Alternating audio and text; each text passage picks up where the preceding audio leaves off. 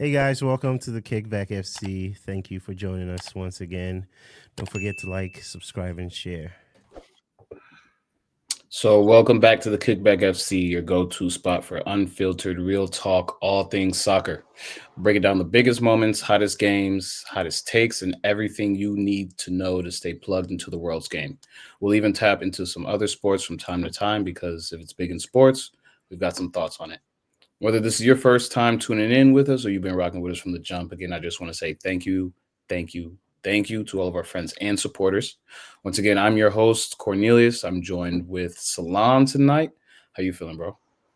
I'm all right, man. I'm chilling. FCC just got the win over Columbus, so I'm buzzing, bro. How you feeling? Good, man. It was a good weekend.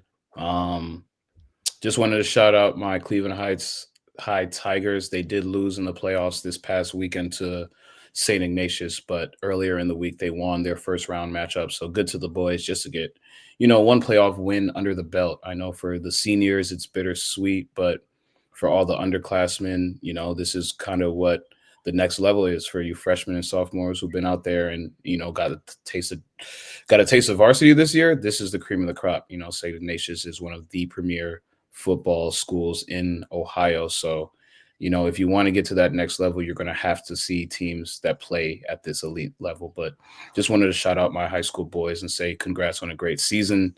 And yeah, next year, you guys got to come in and work. But keeping it in the US, it is international break for the women. They have an international break here. The US played on Thursday against Portugal. They lost 2-1. They also played a second friendly match against Portugal last night. They won 3-1. I was actually able to watch the match on Thursday. Saw it at the W. Shout out the W Sports Bar, Women's Sports Bar here in Cleveland, Ohio. But it was interesting because it was I feel like there were a lot of new players, a lot of first time call ups for some certain people, but this was a new 11. The World Cup will be in 2027 for the women, so a couple of years.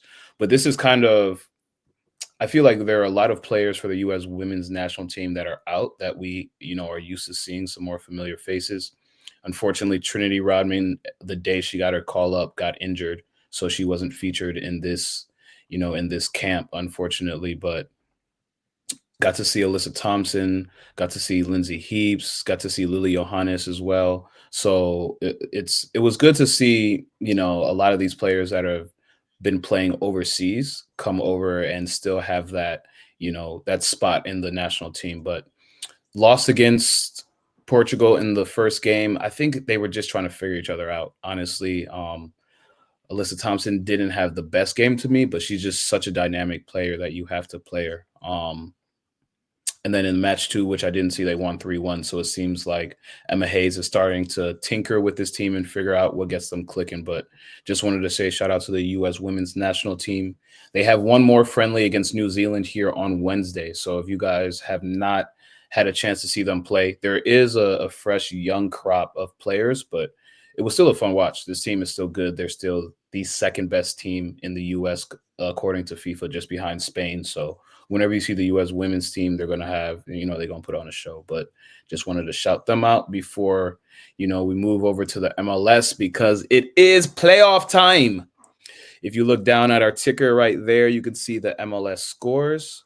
Those are from round one of the playoffs. We will be updating those as we go through each week and just letting you know who leads the series, who is moving on to the next series, and who they'll be playing, so on and so forth.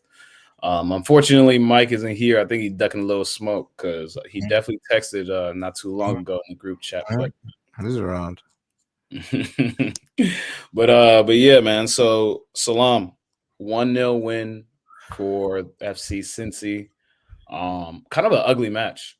Kind of one of those rivalry matches, to be honest. It just felt like a rivalry match to me. Cincinnati had a few chances. Columbus had a few chances. Not too many fouls though. For as far as the match goes, it was a pretty clean match, especially in the first half. Second half, it got a little bit chippier. But just your overall takes from the match. Shout out Kevin Denke, the goal scorer, the game winner. Um, How do you feel about the overall team performance? And as you head into Columbus for, the second game, what do you think are going to be major takeaways to hopefully, end this in two? Well, first, I thought that the game was a very even game. I think both teams played well, executed their game plan for sure. Um, I mean, if I'm being honest, up until the goal, um, there really wasn't too much that really separated us in terms of, I mean, chance wise, we had a few opportunities. I mean, Denke obviously scored the game winner today, but he could have had two. The one that was played across the front of goal, but um, yeah, I mean, obviously we got the goal. We have that 1-0 goal going into Columbus next weekend. But I don't know, bro. I just I mean, you guys know how confident I was going into this game, and I felt like, kind of looking at where both teams are. Um, I really thought this game at home we were gonna, kind of have that big performance. Just kind of looking at where Columbus is. Just at this point in the season, obviously they have, guys that are out right now. Um, you know, and other guys that have to fill in other positions. But yeah, I know I kind of expected a little bit more from Cincinnati, but you got to give credit to Columbus in the way that they came out. So obviously, yeah, the goal is the biggest thing tonight. Obviously, we got the win, but going into the next game, I mean, hey, we got to be able to show that we can close out. Um, you know, I guess in this case, 90 minutes. So Obina didn't start, Brian Oninga didn't start, so I'm expecting big performances from them in the second leg. We're definitely going to need them in the midfield to to sustain that difference. I do want to say I think that they did a good job of kind of neutralizing Evander.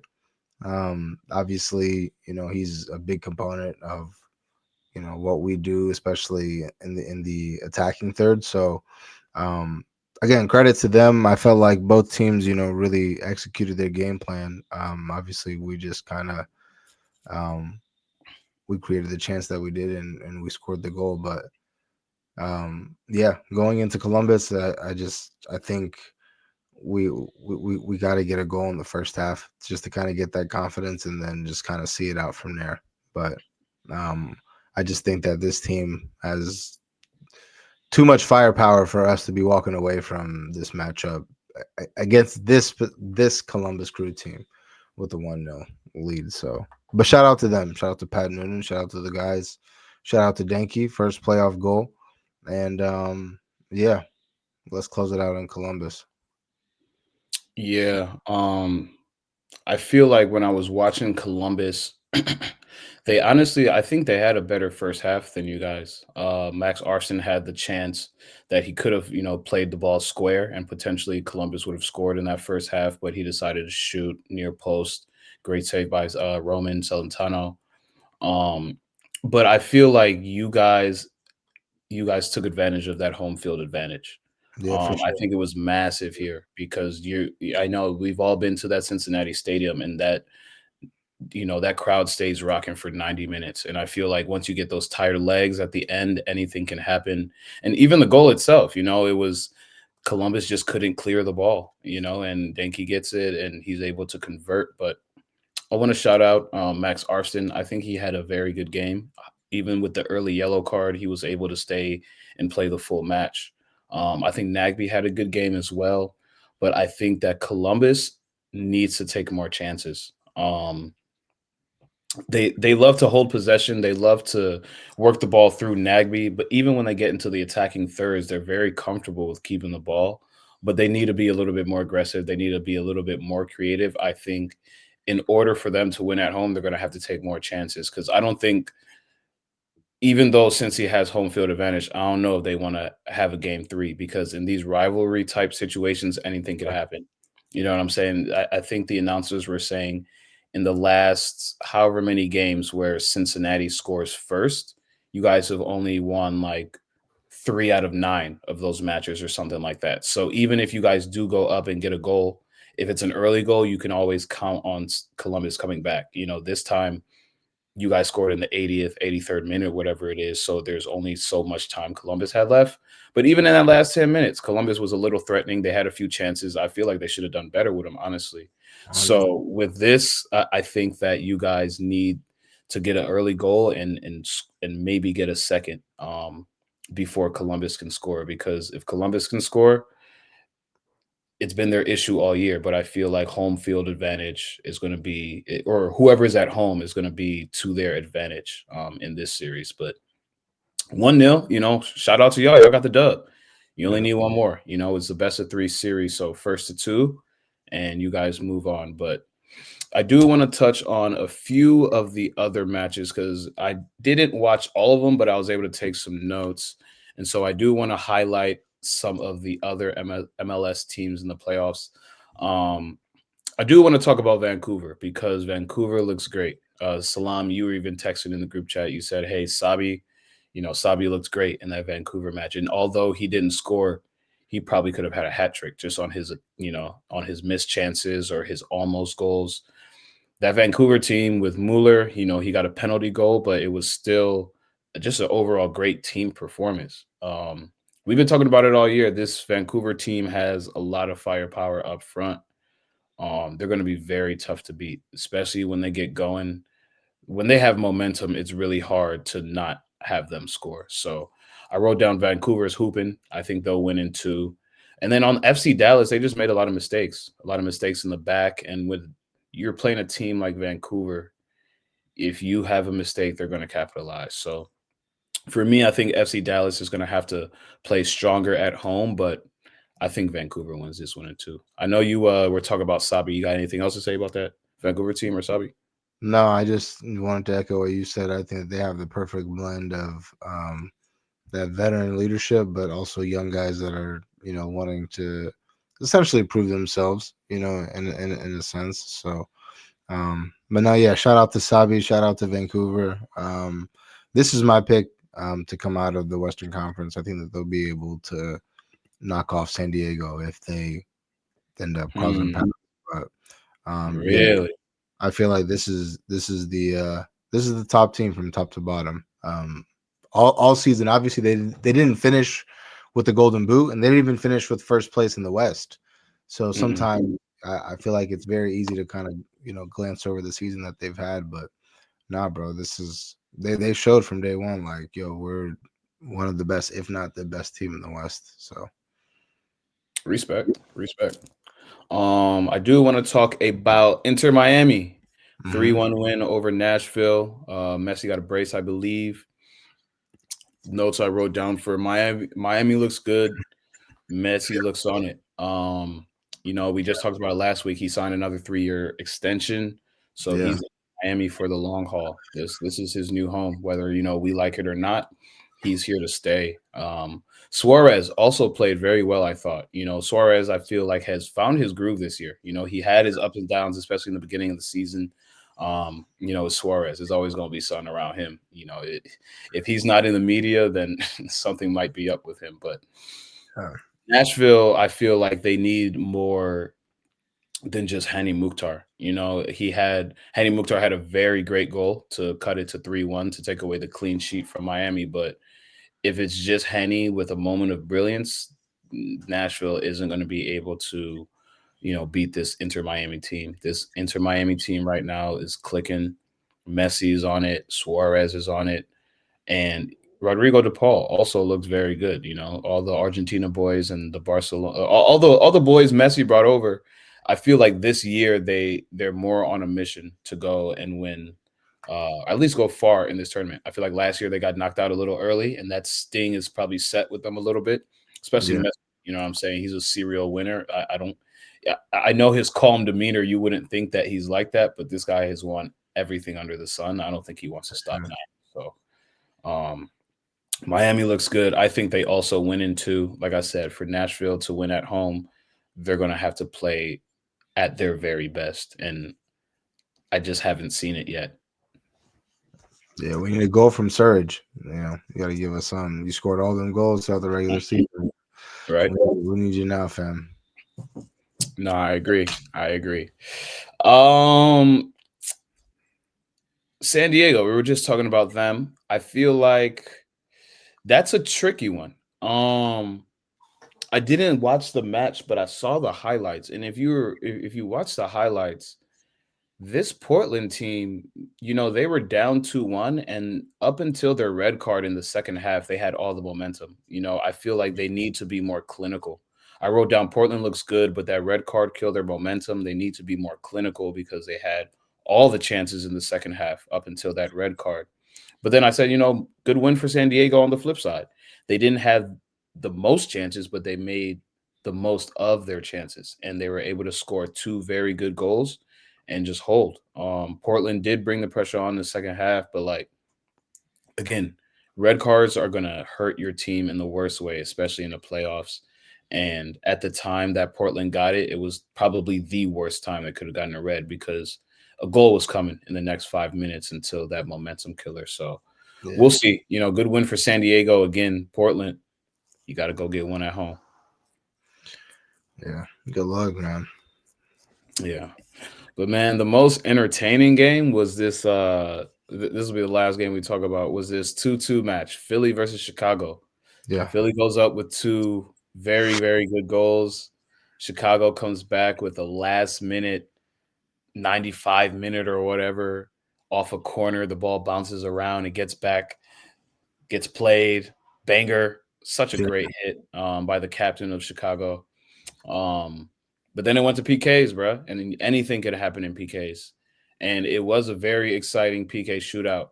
10, I believe 9 out of the 10 went, but a few saves, a few or one hit the crossbar.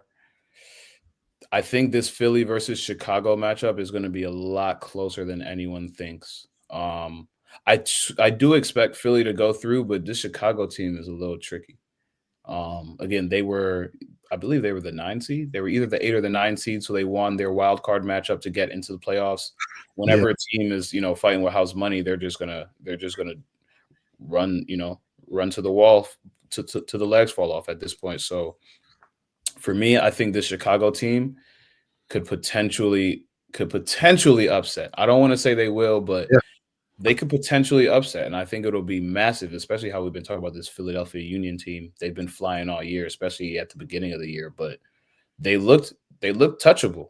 They looked very, very beatable. And I didn't watch the full match, but just in the highlights, you could tell that this is a team that can get beat. So that's what you watch out for. Yeah, I don't know if you had anything else to say about that, but I did. I just lost my train of thought. So we go move on. No, you good. Man, let's get on to the league, man. Let's just go ahead and talk about Chelsea. As tradition goes, we lost, so we got to talk first. Crazy. Disappointing, bro. That's really all I got to say. Very, very disappointing loss to Sunderland. And it's not because Sunderland didn't deserve the win, because they 100% deserve that win, but more so disappointing because, I would have hoped by this point of the season, even through all the injuries, all the ups and downs that we've had, we would have a little bit more consistency. Mm-hmm. Very good win against Ajax, during the midweek Champions League. No red card. It was actually red card on the other team on the flip side. So I thought that this would give us a little bit of momentum heading to our second home match in 5 days. And we get the early lead. But like I say, Chelsea, especially this Chelsea team, is not good at holding early leads. And even after Garnacho scored his goal, I wasn't, shout out to him. He got his first goal for Chelsea. Congrats, young man. But after that, we didn't really look great. Like, to be honest, if you can look across the pitch and maybe there are a handful of decent performances, but even after we scored at home, you would think that, one, we go push for 2. Or if we're going to play this defensive thing, which we're never been good at doing since probably Jose Mourinho, then we hold. But the entire time, Sunderland just played a low block, and they gave us the ball, and they allowed us to get everyone up the pitch. They were fine. They were super comfortable without the ball. And what I realized is that no shade to Josh Achiampong. I think he had a great game, but he was the trigger man for the press. I realized that in the second half, they would let anyone have the ball. As soon as the ball got to Josh Achiampong, that's when their trigger man would start the press. Mm-hmm. And it's because he's not the best dribbler. He's a right back and The young guy. He's susceptible to making mistakes. And not that he made a lot of mistakes, but what I realized is that as we were bringing all of our players up and up, we got sucked into the match to where we didn't have that last man back at the that was actually kind of crazy. But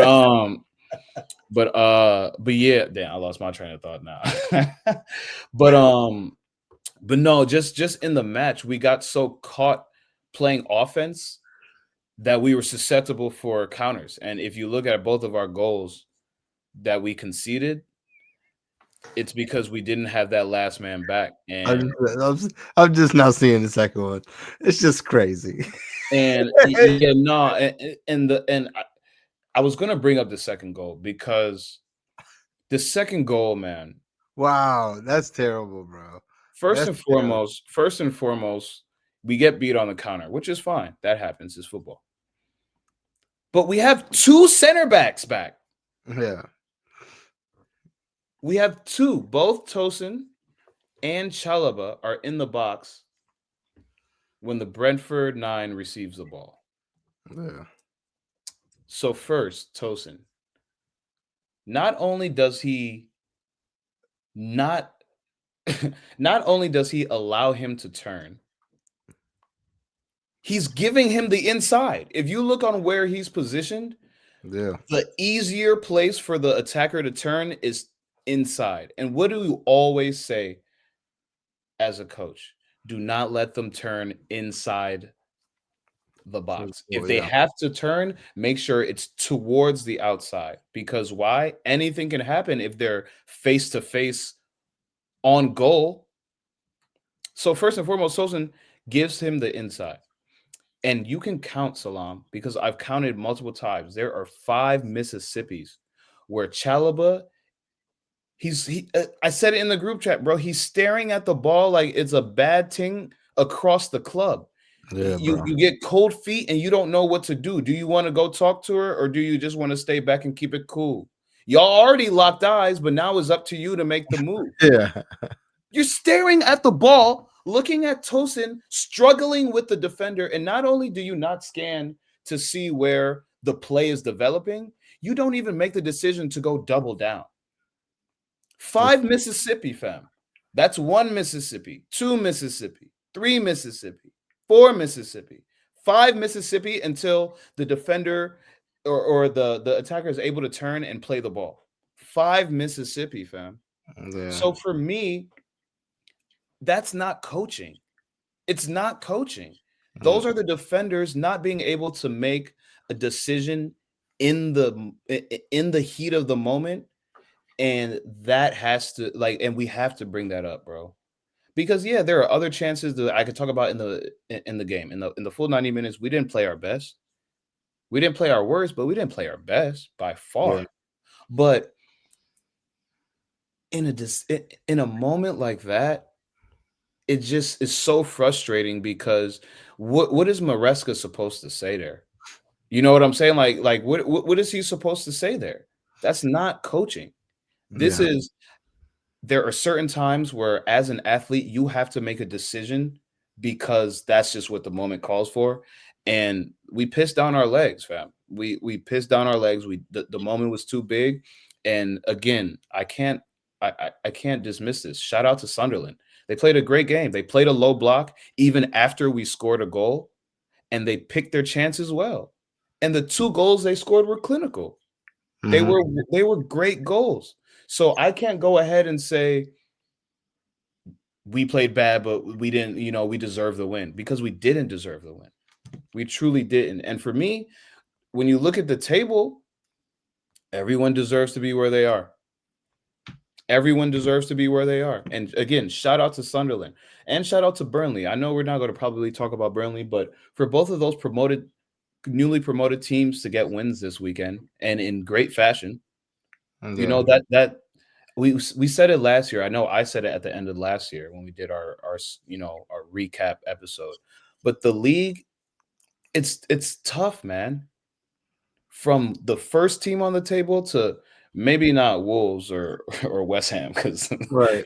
they buns, but the rest of the teams on the table is not week in week out. These aren't any more clear cut wins. Burnley wants to win. Sunderland wants to win. And they're pushing against these top 10 teams, these top 4 teams. They're not shying away just because it's a Manchester United or an Arsenal or a Tottenham or a Spur or a Man City or a Liverpool. They're going and they're attacking because we'll talk about Liverpool here in a second, but Liverpool also lost this week. Their 4th match in a row. So when you see a team that just won the league and they're on a downward spiral, for every team on the table in the Premier League, that's inspiring. You're like, hey, I could go into Anfield and maybe get a win. Oh, Right. Liverpool's coming to us. Maybe we can get some points here. So for Chelsea, we have to understand that, yes, we're playing 2 matches a week. For some of you, this is the first time you've ever done that. But the expectation is still to win in the league.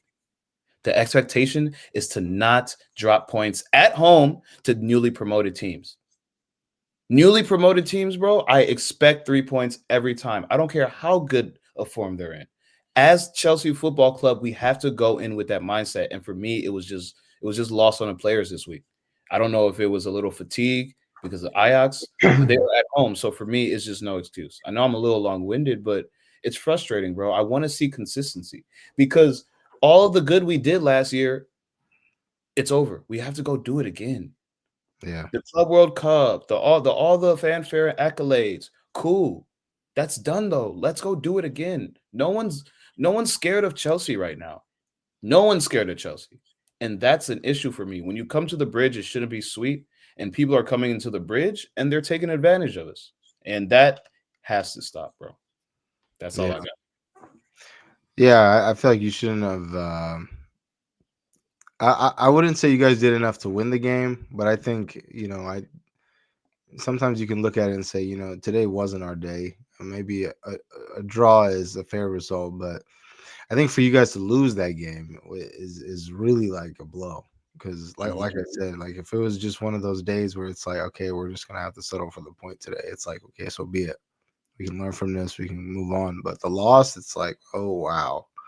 And then especially, I mean, and I know it's early. It's very early, but when you're looking at some of the teams that are kind of hovering around that top 4 spot, even already, it's like, okay, well, it's not going to be as clear cut and dry as it has been before. I mean, just last year we saw what was it, 4 or 5 teams battling from 3rd place to all the way down to all the Europa leagues, all the European spots. So it's like, yeah, these are the games that matter, and we'll see. We'll see how that.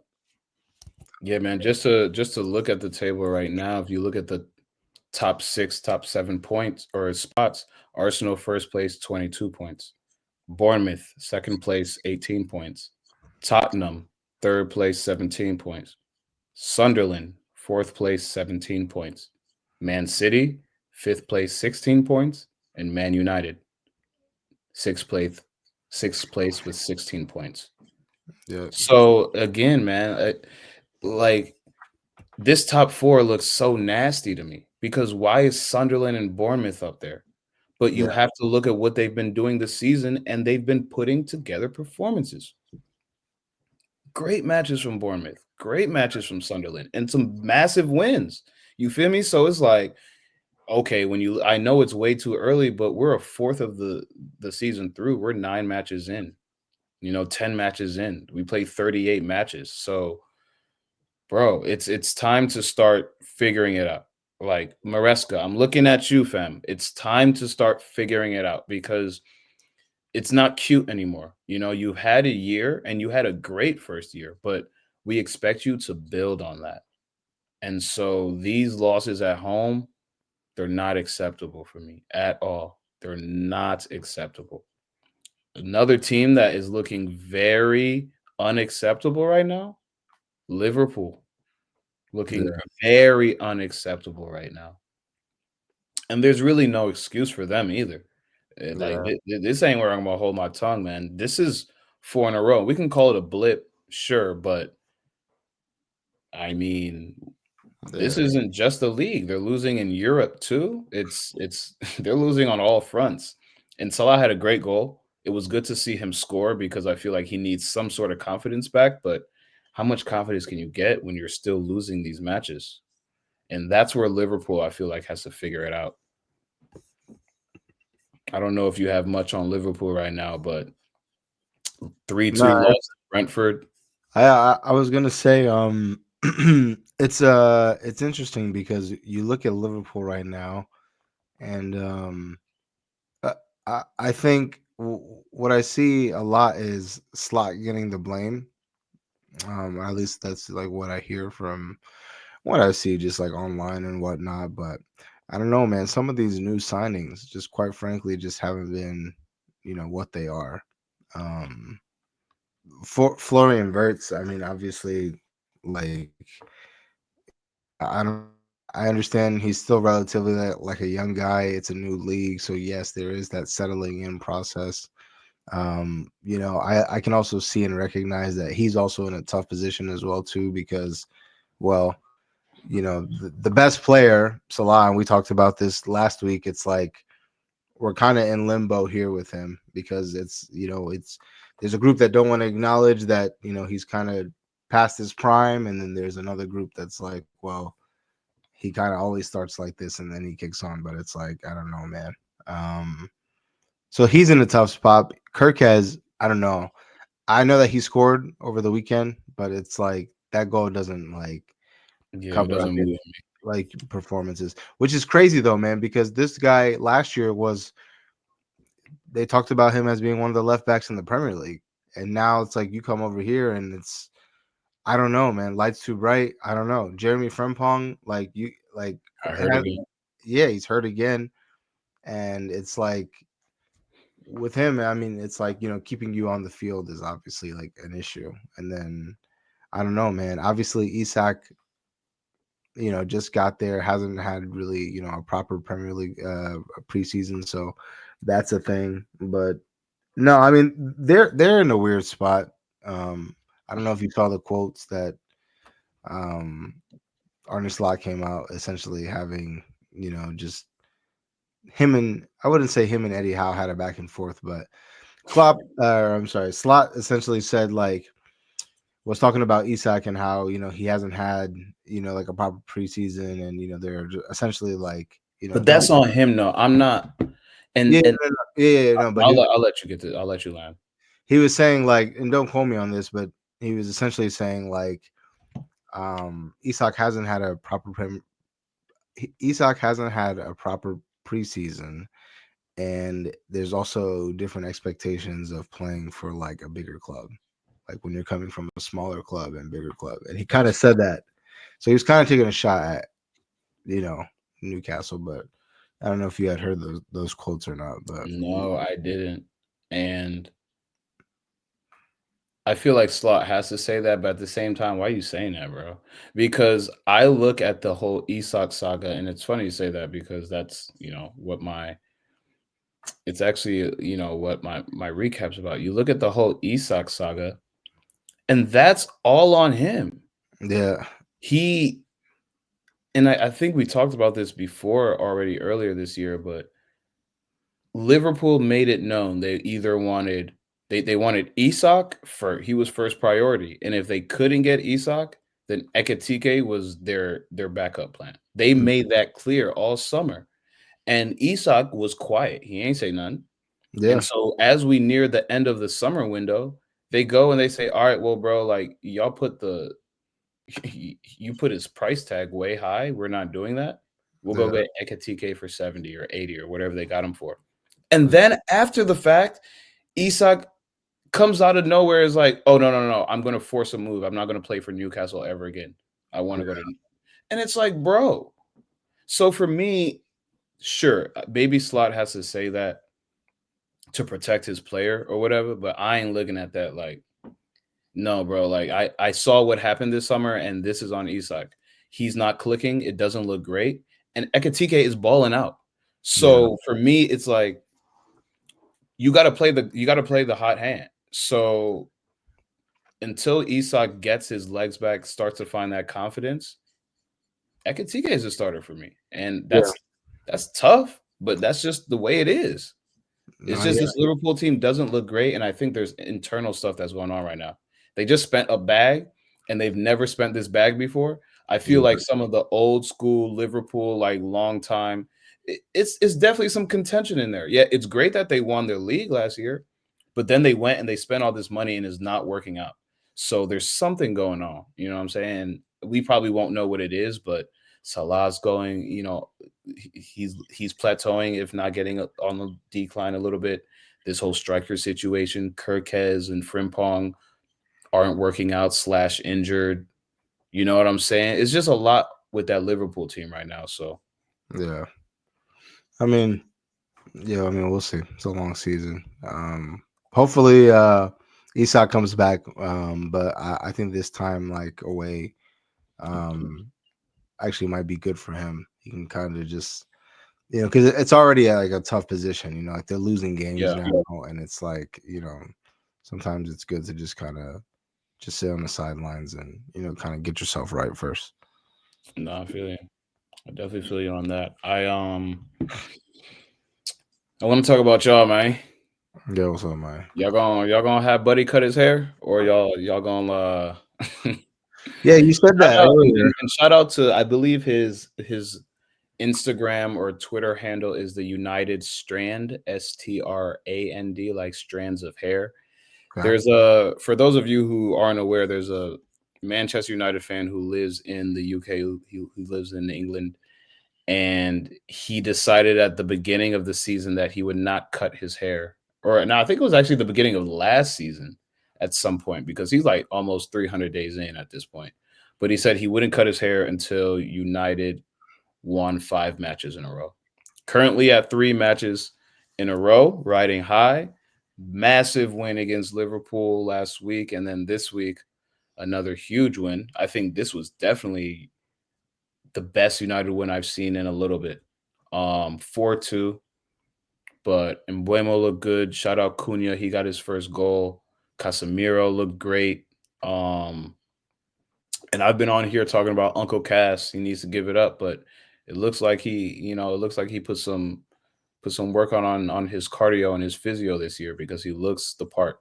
He looks like the Casemiro we know and love. But yeah, just your thoughts about the match, and does this give you hope for United? Because you guys right now are in 6th place on the table.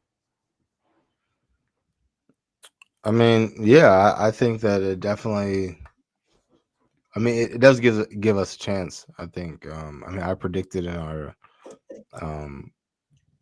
preseason episode that I do see us finishing in a European spot. So, but I mean, the 3 wins in a row, honestly, man, is a blessing. I don't know the last time that we won 3 games in a row, or even showed any type of consistency like this and just like assertiveness, honestly. But I think Lamens has made a transformation for us. I think he's given us like a big calming presence in the back, which I feel like has given the team a lot of confidence going forward. I'm noticing that, I mean, when you look at the game this past weekend, 2 goals from Mbeumo, 1 goal from Cunha, Benjamin Sesko assist. All the new guys had a goal contribution. So obviously that's a huge boost of confidence, especially for a guy like Sesko. Obviously he didn't score, but I think, having that performance, getting an assist, still contributing, I think is going to be massive for him. And I think that there's still, a level that he can hit as well too. So he should definitely hit 15 goals for us. 100%. Sesko? I think he should. I wanted to ask you this because, Gabriel and I were talking a little bit earlier, and I said, Embuemo scored 20 goals last year for Yeah. Brentford.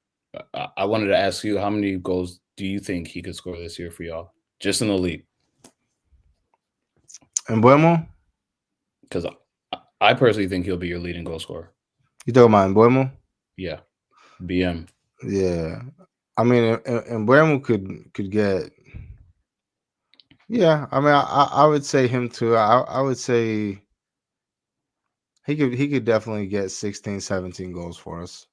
But that's the thing. Even with Sesko, I feel like 15 goals for him would be good because I It would would be massive, I think. Yeah. because I would expect another 15, maybe not 15, but I would expect another 10 to 12 from Cunha as well too, which he scored. He opened his account for us. So first Premier League goal for Mateus Cunha. I was happy for him, man. Obviously now like he kind of gets rewarded from, like we always say, because I've always believed that he's played well, but now getting that goal, I think is a Mhm. big, boost of confidence for him. But no, I mean it's a massive win for the team, man. Honestly, like especially Brighton, man. Brighton's had our number for the past few years. That's a good team as well too.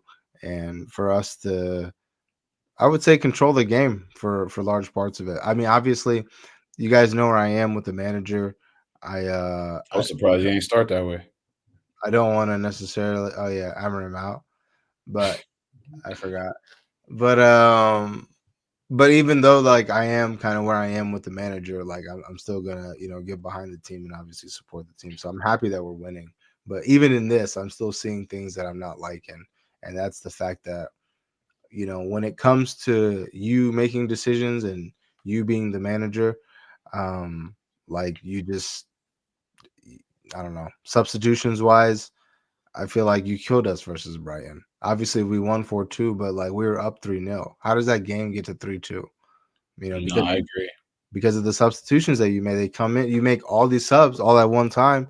There's no like rhythm, or these guys haven't played and don't have like the rhythm of the match, and you're expecting them to see out crucial minutes of the game. So it finished 4-2, but it's like, nah, I would have been much happier with a clean sheet 3-0 at home. That's a sign of a good team for me. But yeah, obviously, shout out to him. I hope that this continues.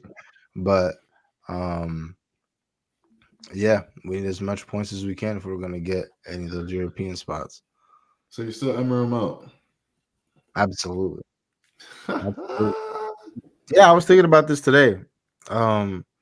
He honestly would need to, he honestly would need to do what Ten Hag did, which was win in his first year. I don't see why that's an unreal expectation, because the world labeled Ten Hag as, oh, he's the worst manager since, my God, like he does. Like, we don't know where we got this guy from, right? And even in spite of all that, still delivered a trophy. So yeah, I don't think it's out of the realms of possibility. The trophies do hide deficiencies, but I will say that and even Ten Hag, I feel like he wasn't given the proper run. But at the end of the day, like Gabriel says, like we all say, it's a results-based business. So, I mean, look, we already know about Amarim. He had a rough start, but he's been given 3 years allegedly. Sir Jim Ratcliffe came out and said we've given this guy a 3-year deal. So you got him for at least another year and a half. What I saw this weekend was positive for me. Again, this is your first time winning 3 in a row, and how long? So I think there are positives that you can bring from this, even though obviously there are things you want to work on. But bro, you're gonna win some games 4-2, 4-3 is gonna happen. Yeah. I mean, go ahead. No, I see what you mean about the clean sheets. Like, obviously you want to get clean sheets, but this was I feel like this is probably one of the most complete United wins I've seen in like That's what I said. time, bro. Like That's exactly how I started. I haven't. Damn, my fault. I No, missed it. no, But you're good. I haven't seen you guys perform like that.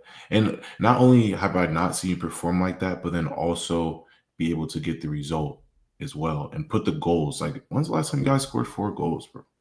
Swear down. Like, I couldn't tell you. Like, I couldn't tell you the last time. You know, you just had like I wouldn't say it was a completely dominant performance, but like dominated, bro. Like your team showed why. You showed why, like you like the players who you bought. They showed why they're the price tag, and you showed like why this is Manchester United and it's not sweet. Like I just, and especially like Cornelia said against a team like Brighton, who's had your number for, I mean, call them Brighton Munich, you know, you had your number for time. So it's like, no, it was kind of refreshing in a sense to see, you know, to see the result. And then also I wanted to say that, I mean, it'll be in my Prem recap, but bro, you guys are 1 point off fourth top four, which is, I know you're Emerald out. I know obviously he's had an extremely rough start, and I mean, that's not my team, so I don't really need to comment, but you're only 1 point off it, bro, which is, despite you guys not really playing that great, having some tough matches in the first, well, we're 9 match weeks in. So being six, I think you're sixth place right now, sitting on 17 points. Yeah. I wouldn't even be mad about it if I were you. Honestly, I would just look forward to, like, obviously, I mean, you played us, you played Liverpool, you played City, and I think you played Chelsea in your first 9 matches. Yeah. I mean, absolutely. But like I said, I just think there are going to be, especially where we are now, there are going to be points in the season where you are going to have to make decisions to influence the game. And based off of your body of work and the decisions that you made and the people that you choose, even still against this win against Brighton, it's like, yo, why is a guy like Delo playing? And listen, it's not even so much about nitpicking this person or this person, because I mean those opportunities will come. You keep playing these guys, they'll show you. But like, I don't know. That to me, like, again, surface level, you look at it 4-2. I mean, again, and I don't want to sound negative, obviously. Like, this is the first time in a while we've won, in years probably, that we've won 3 games in a row. But I don't know, man. Like, a statement for me is, 3-0 at home. Seeing out a game showing that, like, the decisions that I'm making are contributing to the performance that the players are giving. But I don't know, man. We'll see. But from him, I would need to see top 4 or give me a trophy, and I'll You'll give him another year. Oh yeah, I'm not even trying to gas the whole. Oh, I'm hammering him out, but it's just at this point, it's just more like, bro, you have to show like why do we need to get behind this? You know what I'm saying? Because Ten Hag was way more accomplished than you were, and everyone concluded that he was bad after 6 months. Facts. So, No, that's fair enough. I feel like that's a good place to end it. Obviously, Gabriel comes right on time to talk about Arsenal, but I feel like it always happens that way, that when you're a new signing, sometimes it takes you a little bit to get into a new side. But then the first goal you score always seems to be against either the team you just came from or the rival. It just always ends up that way. Arsenal 1-0 win over Crystal Palace. Eze with the goal. 3 points is 3 points. Arsenal stay at the top of the table. Gee, how did you feel about this past weekend? Obviously it's not our best performance by any means. But yet again, bro, 3 points, clean sheet. I really don't. I'm not gonna get into too much like Eze scoring the goal. I'm happy he scored the goal. Obviously, I want him to, get his GA, and I want him to continue on a good run of form. But all in all, bro, I just I just want the points. Like I really don't care about how we win. I don't care about who scores the goals.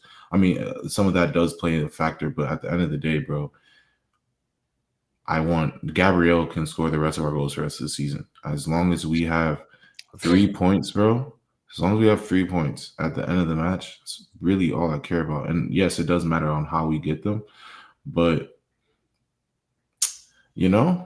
set pieces is how we're getting a lot of our points right now. And it's interesting because if I'm being honest, I don't even want to what I want to talk about today really is this set piece drama. Because I've been thinking about this, right? Because it's obviously the talk of the town, Arsenal, all they do is score on set pieces. They're Stoke City. They're this, they're that, right? Stoke City is nuts. Yeah, bro, I've seen it all. But it's like when teams were bad at this, right? No words were being spoken. When teams weren't scoring off corners, when teams weren't, no one gets mad at James Ward-Prowse scoring off free kicks, assisting on free kicks. So it's like, where's all the shade coming from? And then I dove a little deeper into it, right? I was just thinking about it, and I was like, why do we get so many set pieces, and why are we so good at them? Yes, it's a coaching thing, and yes, it's a coaching thing. We work on set pieces, but then at the end of the day, it still comes down to pure dominance. We're not getting a set piece if we're not in your attacking third. A threatening set piece, we're not getting it unless we're in your attacking third, or someone's getting fouled, or we're getting a ricochet or shooting to a goalie making a save and someone kicking the ball out. Like, we're not getting these set pieces. We're not going for set pieces. We're playing the game as it's supposed to be played to score a goal. In the process, men them kick us.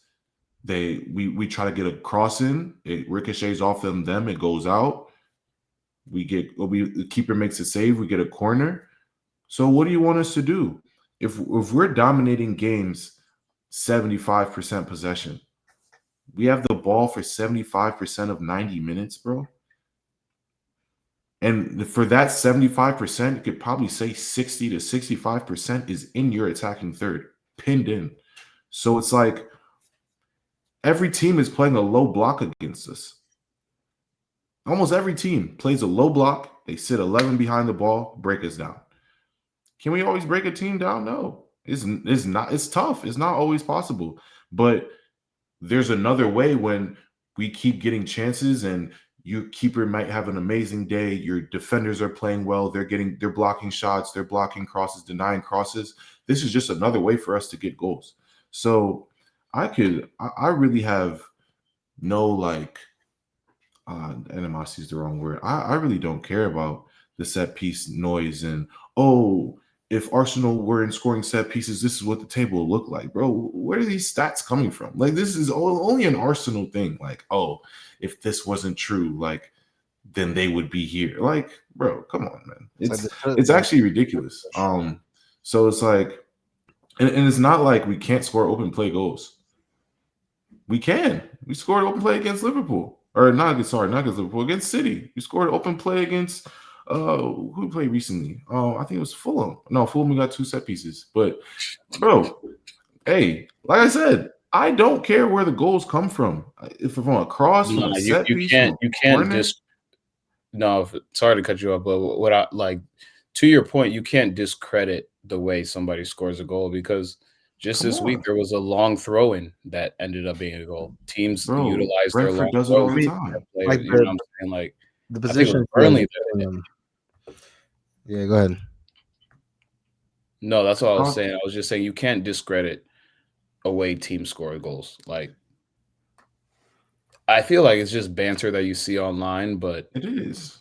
It's really like, if a team is scoring, they're scoring. People talk about Shea Gilgeous-Alexander all the time because he gets to the free throw line, but it's like, bro, stop following me then. Like if I'm cooking you and you're following me because I'm cooking you, then The stop tush following. push. The tush push. You know what I mean? The tush Stop push. it. Yeah, like And that's the figure it thing, out. bro.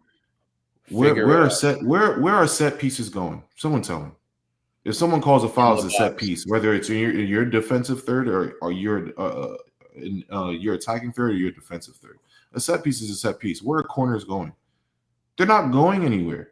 So it's like we got specifically good at a portion of a match. Other teams get good at other. Liverpool, very counterattacking team. They are so good on the counterattack. So many of their goals come from counterattacking goals. So what are you going to say for when Klopp was there? Oh, if we take away counterattacking goals, Liverpool will be here on the table. What are we talking about? Like dead ass. No, yeah. If we take penalty goals away, he would be. What are we talking about, fam? A goal is a goal, whether it's a set piece or not. And this as a goal, I mean, it's going to count as a set piece goal because a set piece happened right before it. But talk to Adam Wharton, who was right there. Mark your man. You let him get a free shot pretty much on the PK spot. So, like I have to say, man, I don't care. The goal comes from a set piece, comes from open play, comes from tiki taka. This just feeds into more of our versatility. If we can't find a way to break you down, cool. We'll score in a set piece. You want to play expansive football and try to press us? Cool. We'll break the press. We'll score an open play. We have multiple ways of beating you, and on top of that, try and score against us. Good luck. Yeah, You mean a moment of brilliance. So that's what I was gonna say. I think that's to your last point about you guys are very good in almost every aspect of like the game, whether it be just playing. If you guys just want to come out and play, which is going to be hard to do that against you guys, especially when you're at the Emirates. But in terms of counterattacking, I feel like you guys are also really good at counterattacking.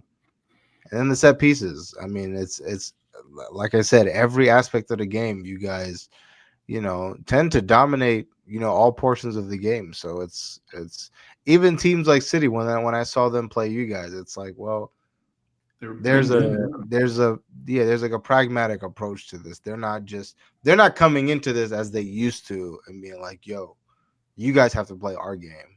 It's like, no, we're gonna have to, kind of try and slow them down. And then the worst part about it is if we do give up, we have to be on our shit, because if we do give up any set pieces, it's I don't know, Gabriel, it's smoke. anytime goal scorer. I'm sure he's feeding families right now. Nah, for real. And it's like and that just adds another layer to our game. It's like, oh, you want to be aggressive with us? Bet. Please be aggressive and follow us so you can give us a set piece so we can, have another opportunity on goal, Like you were talking about City. We dominated City. Like it's not even no banter, no jokes. Like we dominated City. The way that they scored, great counterattack. Yeah. Amazing counterattack.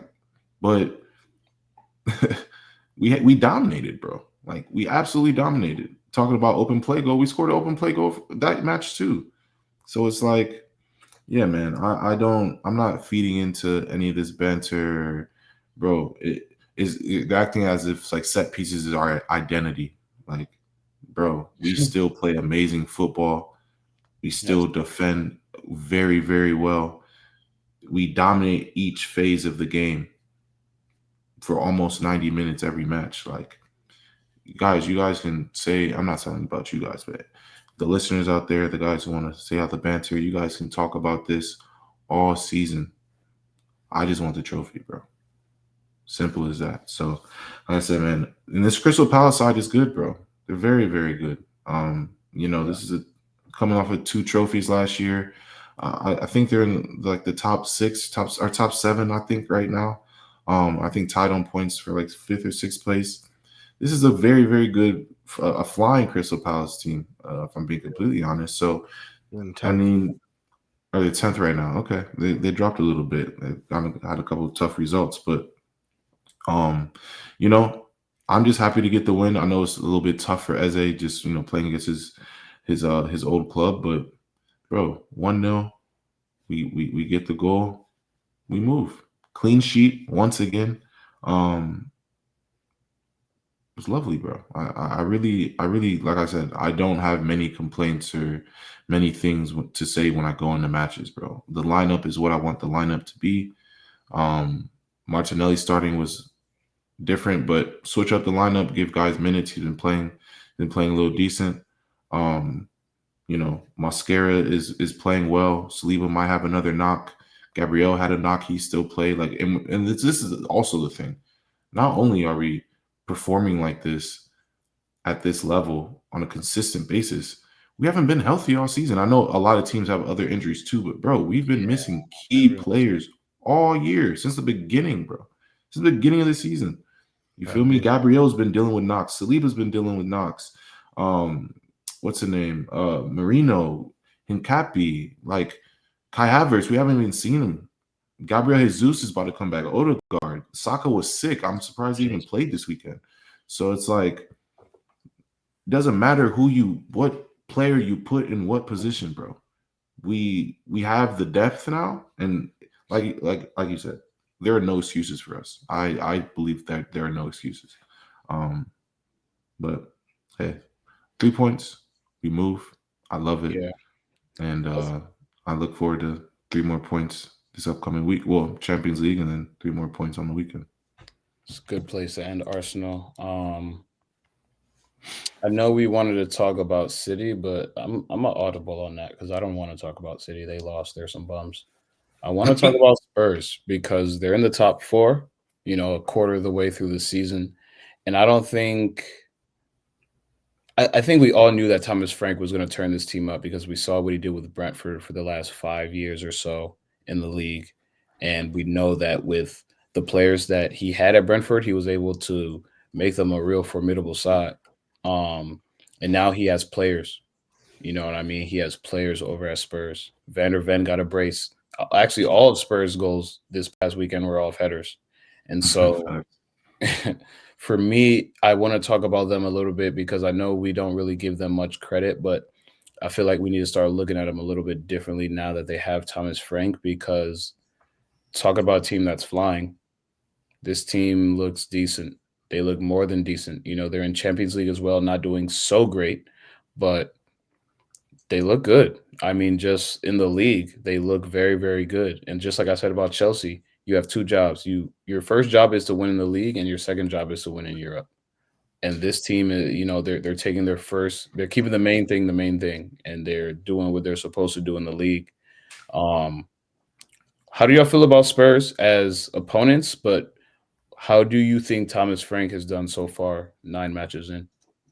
I mean, Thomas Frank has been doing amazing, bro. I mean, they're second or third right now on the table. Behind third in the table right now. Performing very, very well. Thomas Frank is, he did exactly what I thought he was going to do.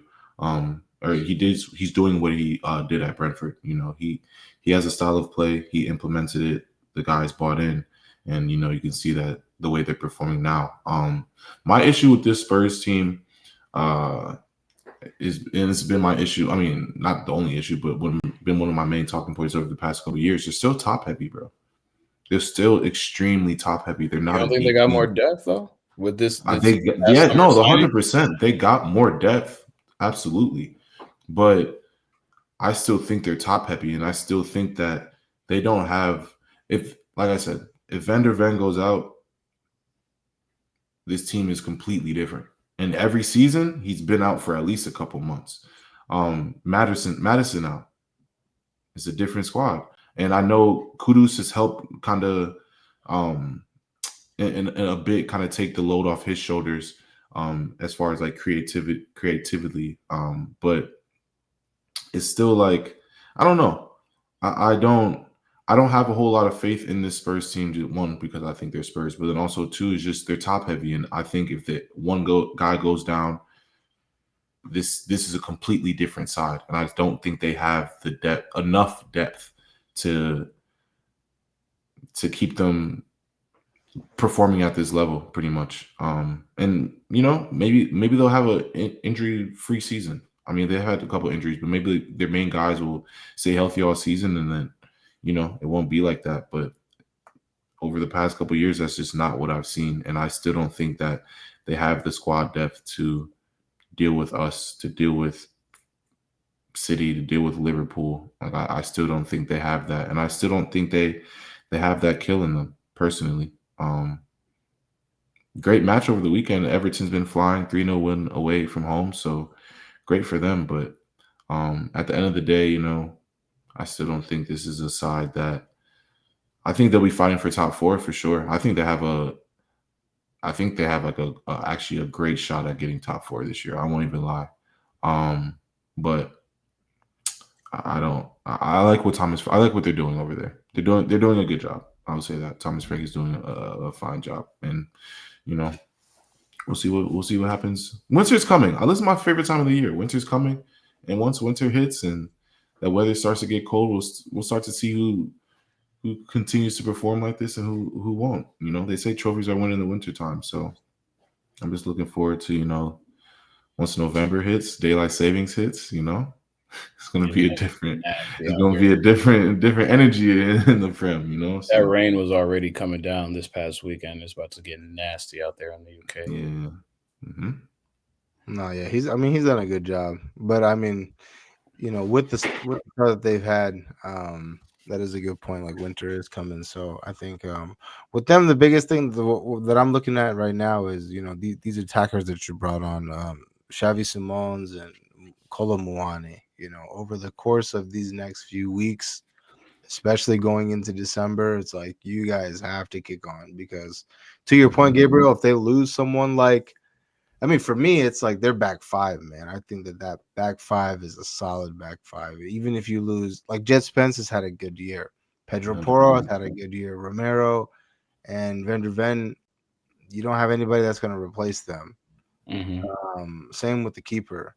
But, God forbid if that is the case, you're going to have to just get into that mode where you're going to have to outscore people. And guys like Xavi Simons and Kolo Muani, like, hey, we need you guys to kick on because I agree. Yeah. When do you? Because I've watched some Spurs matches this year. Like, when do you think they're going to start feeling comfortable? What do you think they're? What do you think their grace period is? Because I feel like no one's really talking about them because it's Spurs. But if it was anyone else, Vert's on ass. You feel me? Like Isak on ass. Eze, like Gyökeres, Sesko.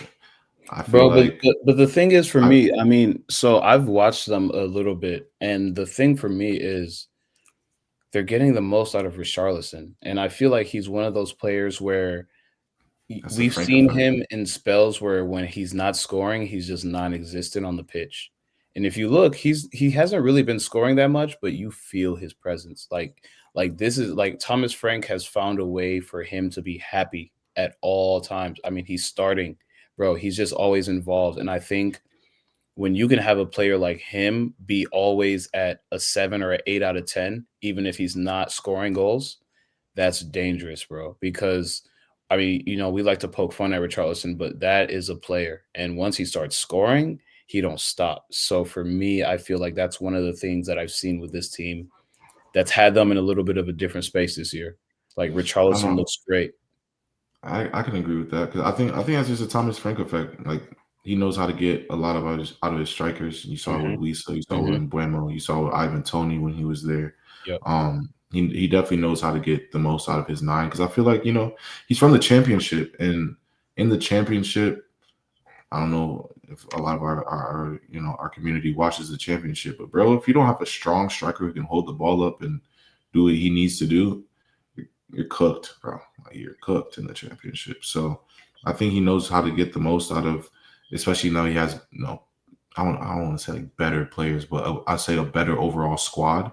I feel like he can just mold them into what he maybe wanted to mold Brentford into, but he just didn't have the quality of players that he wanted there. So, like I said, man, I think I agree with you, Cornelius. I think Richarlison playing like this is is having someone like Richarlison, like it's just like a little shit, bro. It's just like, but he's always good. A guy like that is always good to have on your team. Always. He's Brazilian. He's techie, right foot, left foot. I mean, he came on at 60 minutes and got an assist.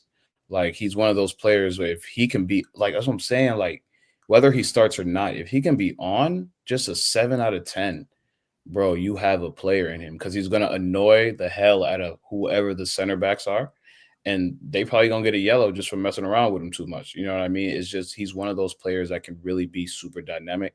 And Thomas Frank is finding a new way to unlock him. Like, that's a Thomas Frank player. You know, he likes those little shits. You know, he had Ivan Toney turned up. You know what I mean? Like, he likes those types of players, because Richarlison's actually a player. Like, he's very technical with the ball. That's not, you know what I mean? So it's good that I'm just happy for him, because he looks great. This is the best I've probably ever seen him, for real.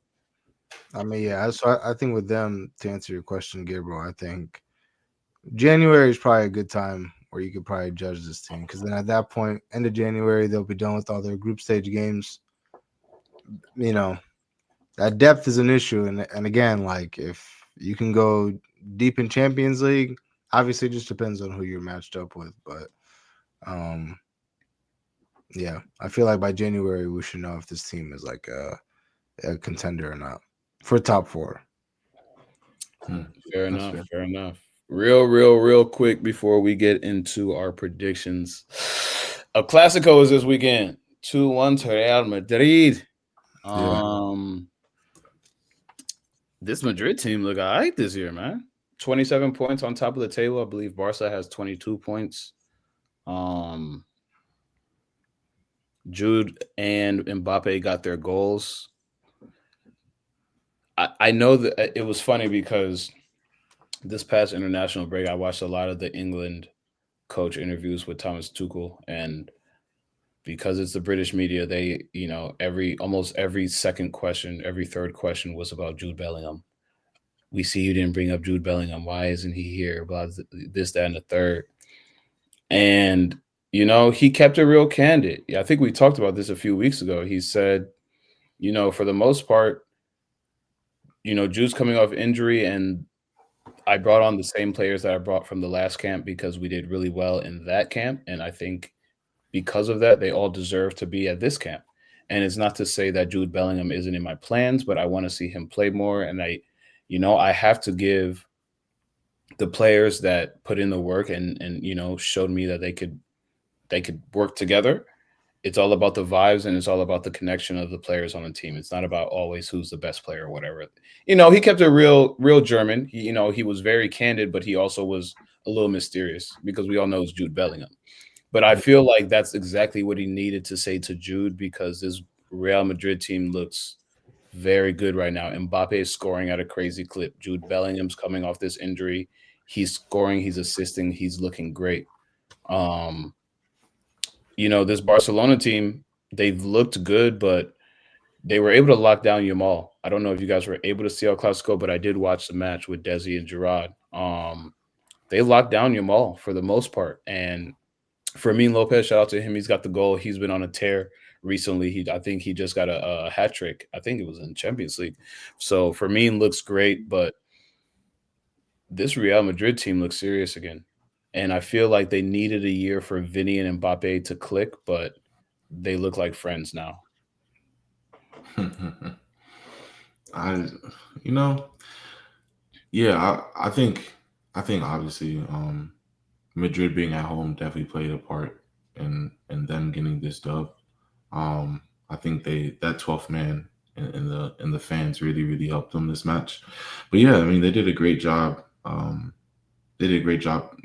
I don't think you can ever shut down Yamal, but containing him and not letting him be as much of a factor offensively as they like him to be. So I think they did a really good job of containing him. And yeah, I feel like there's more drama outside of the match than there was in the match, if I'm being completely honest. I think the handball call was egregious. We need to get into that, but outside of that, I just feel like you know, Barcelona's had Madrid's number for in El Clásico for the past 4 matchups. Last one was bad too, Yeah. 4-0. So it's like Madrid needed this to kind of to just get back on track and to keep this El Clásico close. And yeah, it was everything that you wanted in a match. This match was spicy, bro. There's a lot of trash talking leading up to it. A lot of trash talking on the pitch. There's just more and more videos, like beyond everything that happened after a full-time whistle, but you know, just Yamal, Vinny talking on the pitch, these two guys talking on the pitch, these guys saying something. Like there's just a lot of energy and spice, Spanish spice, you know, in this match. So no, I truly enjoyed El Clasico, and I'm sure we'll get into all the antics later, but I don't know if Solange, you want to comment on the match. No, yeah, I think that if I'm being honest, I think that the best team won on the day. If I'm being honest, I think that Madrid probably could have had a few goals put away, but they just didn't take advantage of their opportunities. And yeah, I mean, I think that when you're looking at both teams, I mean, Real Madrid clearly is the stronger side. And I think that, I don't know. I know last year wasn't Madrid's year. You know, it was Barca's year, but this year firmly, I'm believing that, you know, not only is La Liga to me is like definitely Real Madrid's to lose for 100%. I just don't see how they're going to have enough to even compete with them. I mean, Atletico Madrid won 2-0 today. They beat Real Betis, but Atleti is the one team to beat Madrid. You know, they smacked them 5-2 earlier this year. For sure. I feel like the best teams are in Madrid. When I'm looking at this Barca side, I just don't think they have enough to beat Real. I mean, bro, I'm looking at both lineups, and I mean, obviously, like Real Madrid is always known for like the star-studded lineups, but I'm just like looking at it like, man, player for player, yeah, you guys don't have enough. Like, you don't have enough. Like, your attackers, like some of these, I don't know, bro. Like they have some guys out. Like they're definitely missing Rafinha, bro. You could the whole match. Rafinha is he's missing. Yeah, he's Rashford didn't do too much. I mean, Lopez, as you said, he got the goal, but it's like I don't know. Lewandowski too. Yeah, man, and it's like I don't know. I would love to see, obviously, like La Masia has really, helped see a lot of hardship through, especially in the last few years for them. And these younger guys are getting the opportunity, which they deserve. But I don't know, man. Barca, they need some guys if they're going to want to keep up with Madrid, because, bro, these Madrid guys haven't even clicked yet. 100%. So many in and out pieces just coming in and out. Like everyone's like at a different point in their season. Like Jude's just coming back. Vinny's been kind of just like.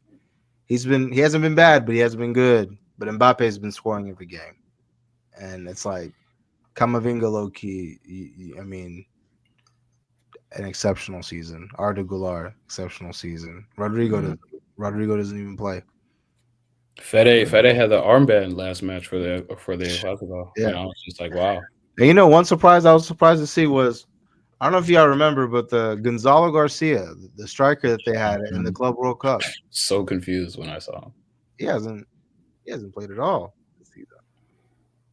I mean, it's hard, bro. It's hard to break into that lineup, bro.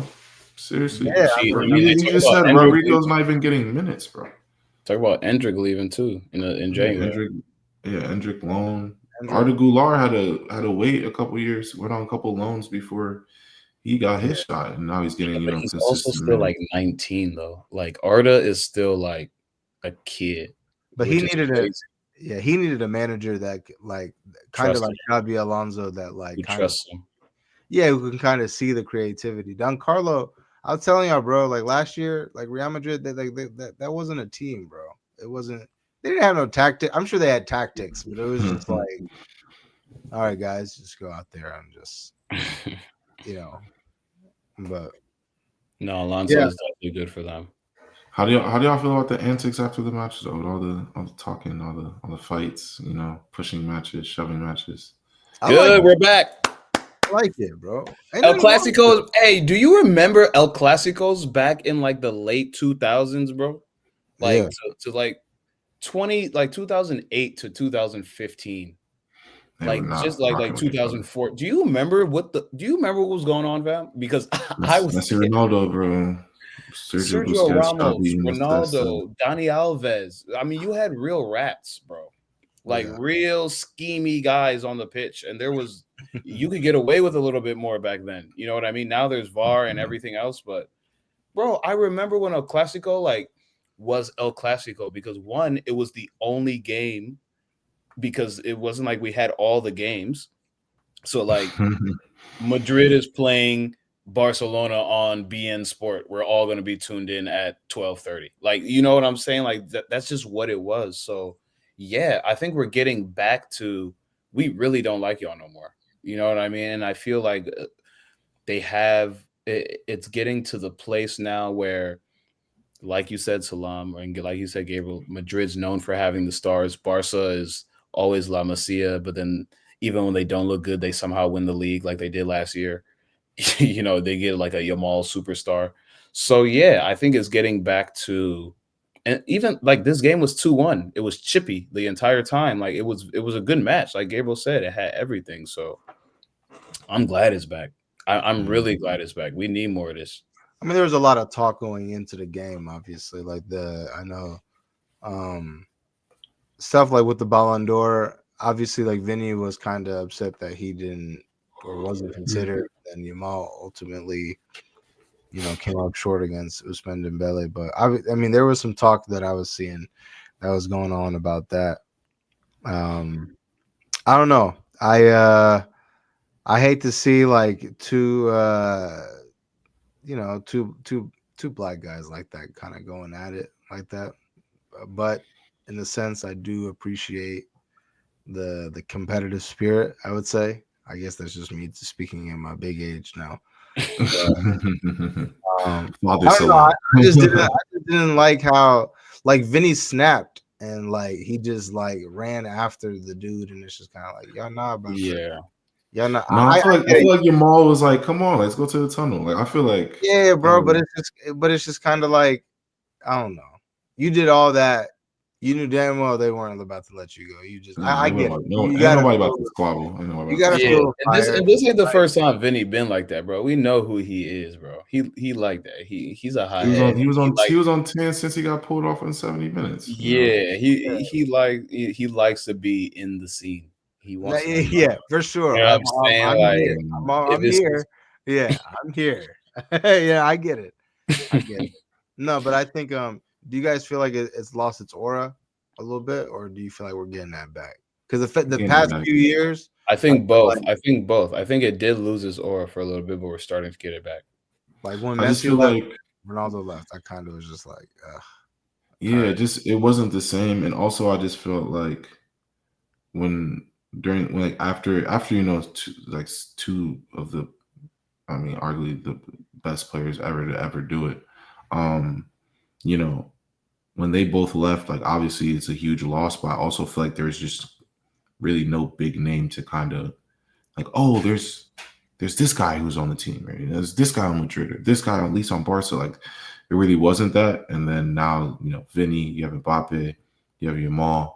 I feel like you have Jude. You know, I feel like you have, Rafinha, yeah, Rashford. You have Lewandowski. I mean, they didn't play this last match, but is that enough on the Barca? Like I'm not saying it's enough. I'm not saying it's enough. I'm just saying for aura wise, like, yeah, I just think that there are now players who obviously they're not the level of Messi and Ronaldo, but you have players who, with their names, carry enough to be like, ooh, this Clásico probably gonna slap. You know what I mean? And I feel like we're also getting that rivalry back a bit. Because from a while Madrid was just dominating Barcelona. It was kind of just like, all right, I kind of know what to expect. But the fact that Barcelona won the last four, and then this is the first one Madrid's won in a couple years, like it's getting back to being fun. I liked all the antics, if I'm being honest. Like I like the trash talking. I like how Yamal's like, bro, we did this before. Like, you know,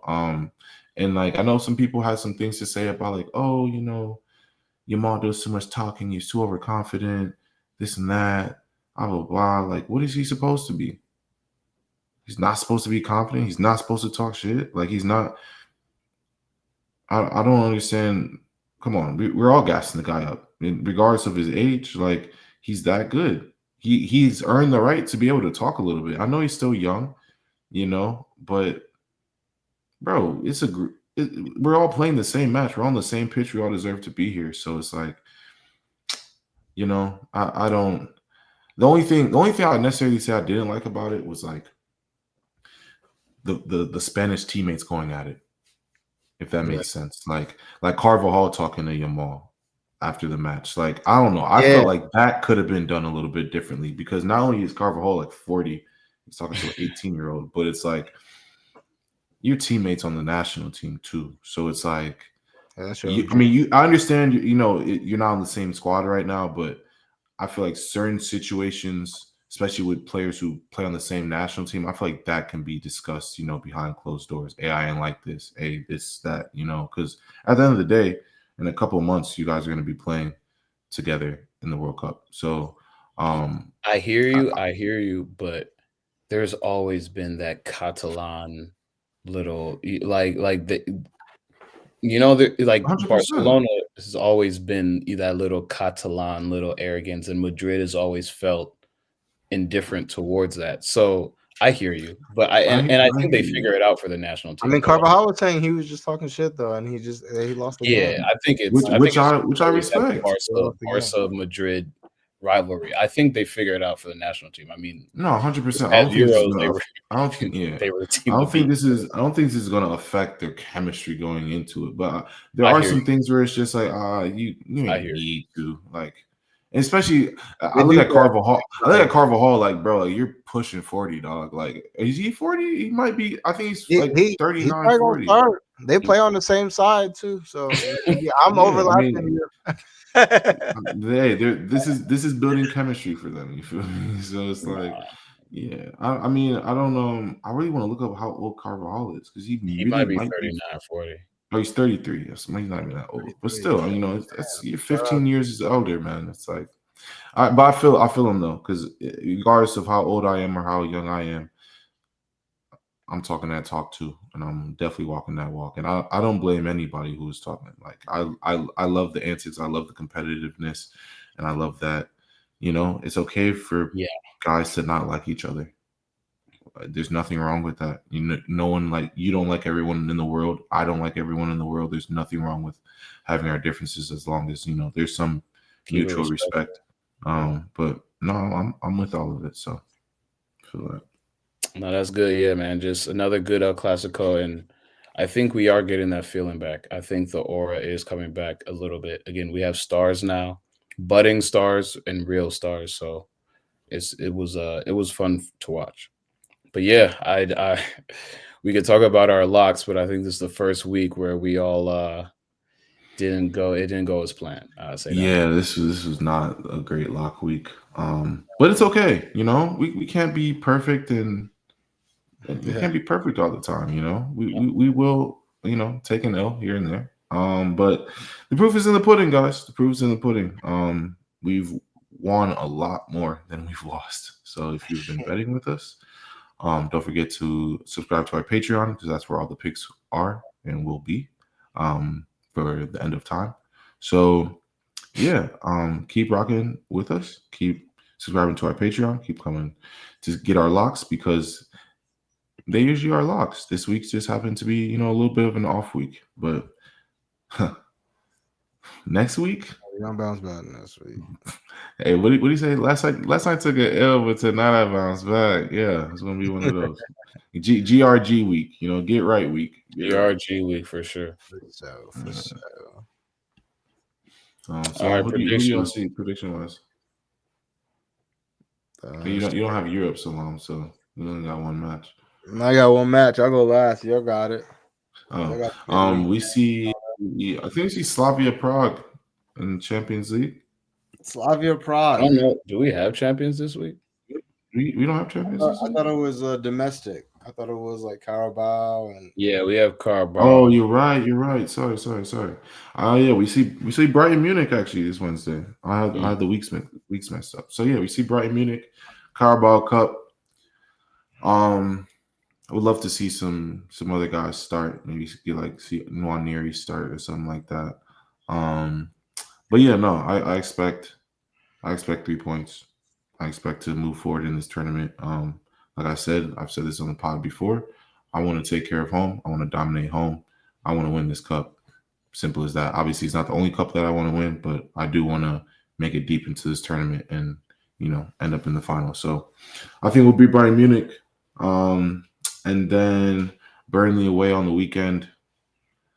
I think that speaks for itself. I know they won like 3-2 this past weekend. I think they won 3-2. None of that. I don't want them to sniff our goal. I don't want them to see our goal. I expect a clean sheet, if I'm being completely honest. They have a good striker too. I can't think of his name right now, but they have a decent striker. They actually, Foster. They put some money into, but yeah, no, I don't want to see a goal from them. I don't want to see shots on goal from them. Clean sheet, 2-0, 3-0. Get out of Turfmoor. Yeah, get out of there. So. Yeah, we play Nottingham Forest away from home. This is a great time to be playing Nottingham Forest, a struggling team. I would love to see us make it 4 in a row. This is definitely a game I believe that we should win. Capitalize off the win versus Brighton. Cunha, I'm going to say Cunha, another goal and assist. I say we get the 3 points away from home. I hope Nottingham Forest has a GRG, but Cunha. I gotta show you guys the parlay I smacked. United. Matthias Cunha, Manchester United money line. Manchester United over 1.5 goals. Bruno Fernandes, 2 shots on target, or 1 shot on target. Well, how much you win? What's your pockets like? We won a little like 67. Okay. 6-7.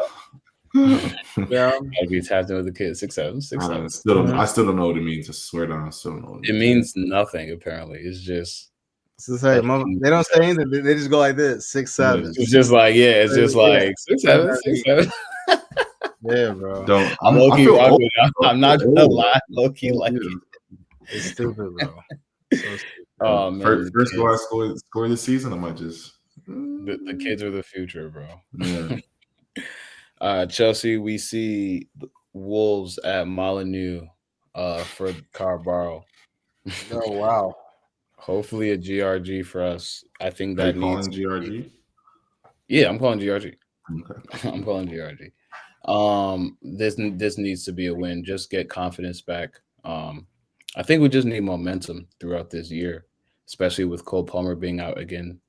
Just need to find other goal scorers. So GRG against Wolves. And then we see Spurs also away on Saturday, November 1st. Shout out to Ma. I'll be at my cousin's wedding, but I'll be tweaking the entire day. That's going to be a tough match. I'm not going to lie. Spurs is flying right now, and we are we're riding the roller coaster a little bit up, a little bit down. But I do think we can get a result. Whenever we play Spurs, it's Spurs, bro. Like, and I know they look great right now. I was just for the first time in a long time singing their praises, but I always feel confident when we see Spurs. It's always high scoring. There might be a yellow. I mean, there's definitely going to be yellows. Might be a red card in there. Romero, yellow card, book it. That might be my lock, honestly. But yeah, I think that's going to be a high scoring game. I think we win like 3-2. It's definitely going to be high scoring. You guys both can't keep goals out the net. I mean, well, they just did this past weekend, but you guys. It's And our Garnacho, you like that celebration? He's the man. I'm glad he got his first goal this past weekend for Our Chelsea. boy. I'm glad he got his first goal. Shout out to Garnacho. Yeah. All right, shout outs. Shout out Garnacho. That's your shout out for real? Yes. Yes, Garnacho. That's it. I'm writing the timestamp now. Go ahead. Shout outs this week. My shout out. Um, hmm.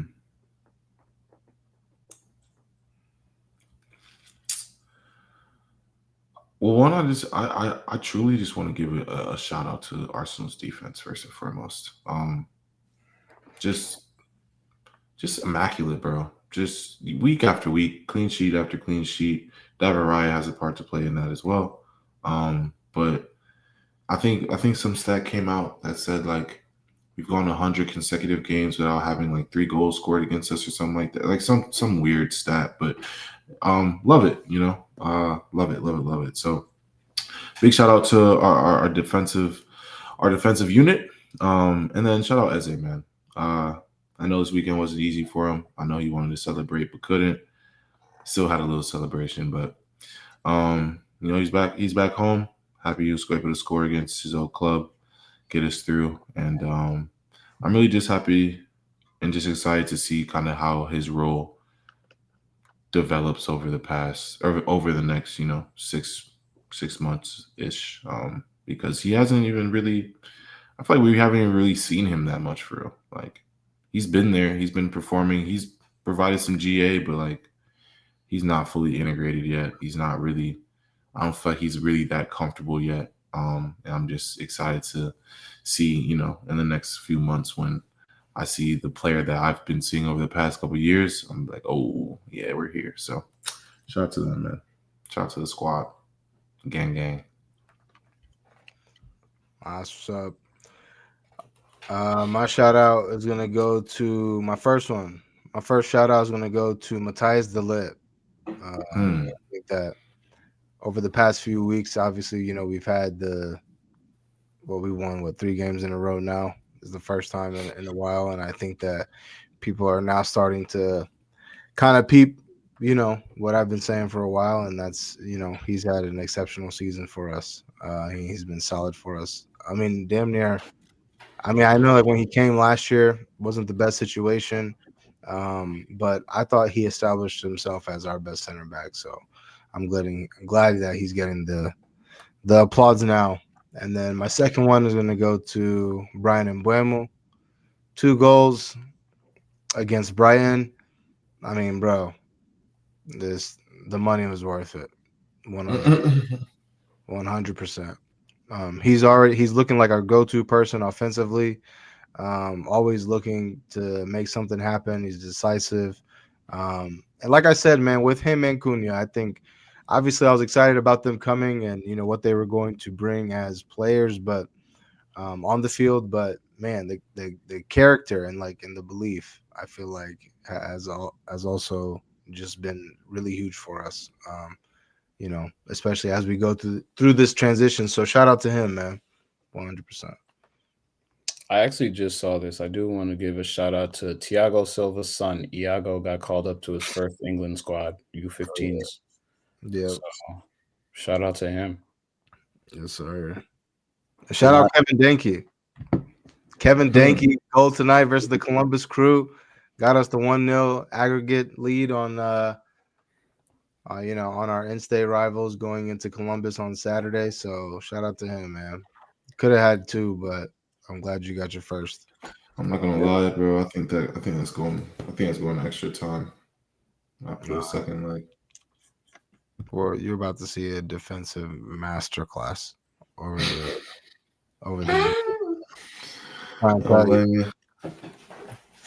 Only time will tell, bud.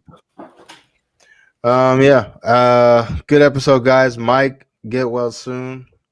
Chelsea took a loss. The Cowboys took a loss. The Columbus Crew took a loss. Trifecta. Mike is, I don't know. You can't do it right now. Y'all put a prayer for Mike, man.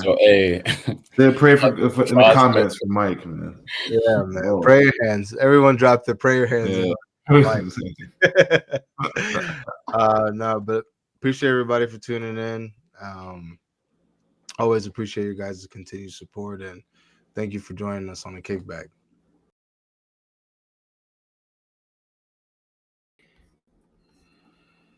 Yeah.